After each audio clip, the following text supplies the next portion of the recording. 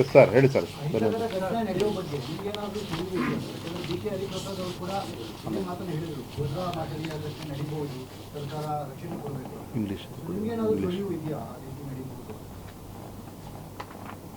ರಾಜ್ಯದಲ್ಲಿ ಕಾಂಗ್ರೆಸ್ ಪಕ್ಷ ಅಧಿಕಾರದಲ್ಲಿರ್ತಕ್ಕಂಥದ್ದು, ಆಡಳಿತ ನಡೆಸ್ತಾ ಇರ್ತಕ್ಕಂಥದ್ದು.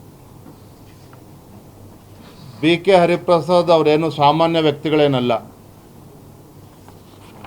ಅವರು ಜವಾಬ್ದಾರಿಯುತವಾಗಿ ಹೇಳಿದ್ದಾರೋ ಬೇಜವಾಬ್ದಾರಿಯುತವಾಗಿ ಹೇಳಿದ್ದಾರೋ ಇದನ್ನು ರಾಜ್ಯ ಸರ್ಕಾರನೇ ಪರಿಶೀಲಿಸಬೇಕು. ಆದರೆ ನಮ್ಮ ಆಗ್ರಹ, ನಮ್ಮ ಒತ್ತಾಯ ಇರ್ತಕ್ಕಂಥದ್ದು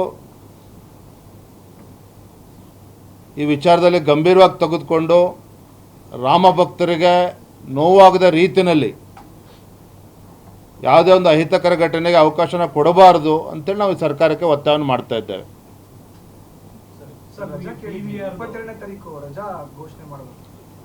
ಕೇಂದ್ರ ಸರ್ಕಾರ ಈಗಾಗಲೇ ಅರ್ಧ ದಿನ ರಜೆಯನ್ನು ಘೋಷಣೆ ಮಾಡಾಗಿದೆ. 4-5 ರಾಜ್ಯಗಳು ಕೂಡ ರಜೆಯನ್ನು ಘೋಷಣೆ ಮಾಡಿದ್ದಾರೆ. ಅದರ ಉದ್ದೇಶ ಒಂದೇ, ಯಾಕೆಂದರೆ ಕೋಟ್ಯಾಂತರ ರಾಮ ಭಕ್ತರಿಗೆ, ಹಿಂದೂಗಳಿಗೆ ಅಪೇಕ್ಷೆ ಇದೆ. ಎಲ್ಲರೂ ಸಹ ಅಯೋಧ್ಯೆಗೆ ಹೋಗಿ ಈ ಒಂದು ಪವಿತ್ರ ಕಾರ್ಯದಲ್ಲಿ ಭಾಗವಹಿಸೋದಕ್ಕೆ ಸಾಧ್ಯ ಆಗೋದಿಲ್ಲ.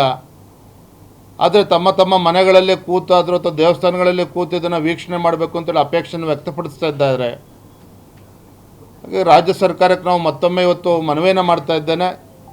ಅವತ್ತು ರಜೆಯನ್ನು ಘೋಷಣೆ ಮಾಡಿ ಭಕ್ತರಿಗೆ ಅನುಕೂಲ ಮಾಡಿಕೊಡ್ಬೇಕು ಅಂತೇಳಿ ಮತ್ತೊಮ್ಮೆ ನಾನು ಒತ್ತಾಯವನ್ನು ಮಾಡ್ತಾ ಇದ್ದೇನೆ.